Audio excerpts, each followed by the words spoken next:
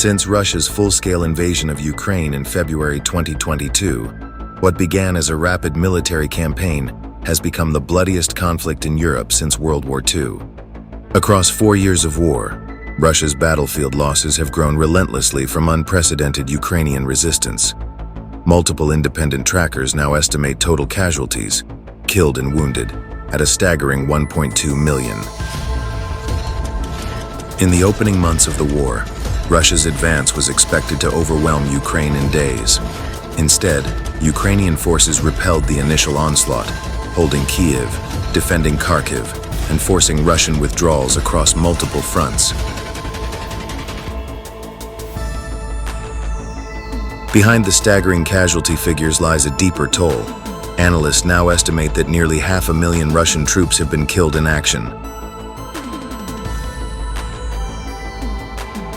These losses span conventional assaults, trench warfare, and drone strikes, reflecting the brutal cost of sustained offensive failure.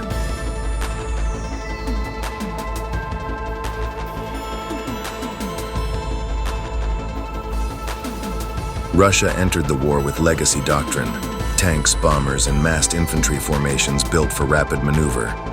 But its failure to adapt has been costly. Russia's casualty rate hasn't just increased. It's exploded. Monthly losses are now 3 times higher than in the war's first year. This isn't a slow bleed. It's a non-stop grind of lives lost that Russia is struggling to sustain.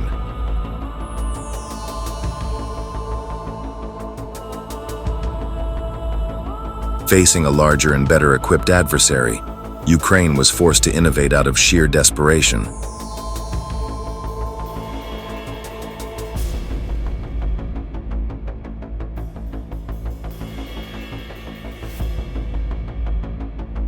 Despite relentless assaults, Russia's territorial gains have stalled. In 2 years, the front line has shifted by just 30 to 50 miles.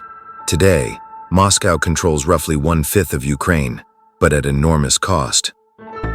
More than half of all Russian casualties are concentrated in the Donbas, specifically Donetsk and Luhansk. These heavily fortified zones have absorbed wave after wave of Russian attacks. From Kharkiv to Zaporizhzhia, the pattern repeats: minimal gains, massive losses. With limited resources, Ukraine has built a defensive strategy rooted in precision, leveraging HIMARS, Patriot missile systems, and real-time drone surveillance to dismantle armored columns and deny Russia air dominance. The battlefield shifted from brute force to asymmetric precision.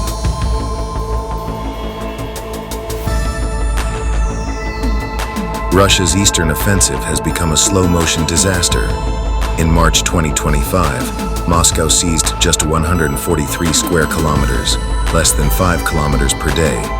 That pace has declined steadily since late 2024, despite massive troop rotations and equipment surges. The Donbas remains the deadliest sector, absorbing over half of Russia's total casualties. Penal battalions, outdated armor, and daily infantry waves are thrown against entrenched Ukrainian defenses, only to be shredded by drones, mines, and precision strikes. The result: minimal gains, catastrophic losses, and a front line that barely shifts. More than 4 years into the war, Russia has burned through much of its regular army. Its frontline units, once the backbone of the invasion, have been gutted by years of attrition. To fill the gaps, Putin is leaning on conscripts, foreign fighters from North Korea, and a growing influx of Chinese armored vehicles and Iranian-made drones. The cost is staggering: hundreds of thousands dead, billions in equipment lost. Quiet resistance is growing. The war that was meant to be swift has become a grinding drain on lives, on resources, and on the future. What Moscow once called a special operation is now a generational wound.